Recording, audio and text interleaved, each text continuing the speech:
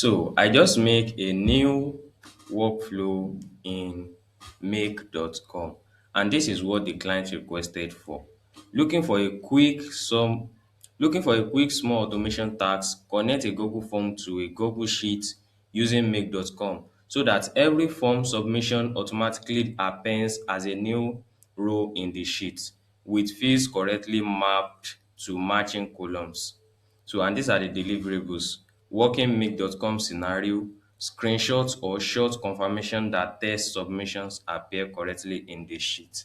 So I firstly build the form. Note that this is a mock client project. So I build the form and I add the necessary details, and also I build the Google Sheet and add the same thing to it. And after that, I went ahead to make.com to start the workflow. I added Google Form and Google Sheet. And so let's test this out. Firstly, I will copy link to the Google form. So this is the responder link. So then I will test it here. So we have to fill in the details. So whenever a customer fill in the details, what will happen? We are about to see that. So let's just put and phone number, just something random. Then we submit the form.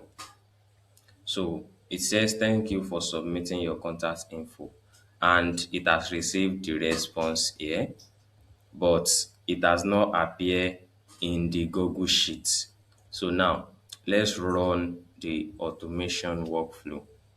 So it has been successful and it's automatically filling the value inside each column.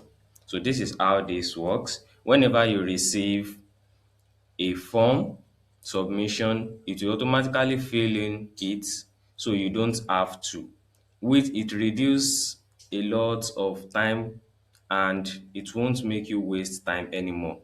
It saves you time. So that's what it is for. Thank you for watching.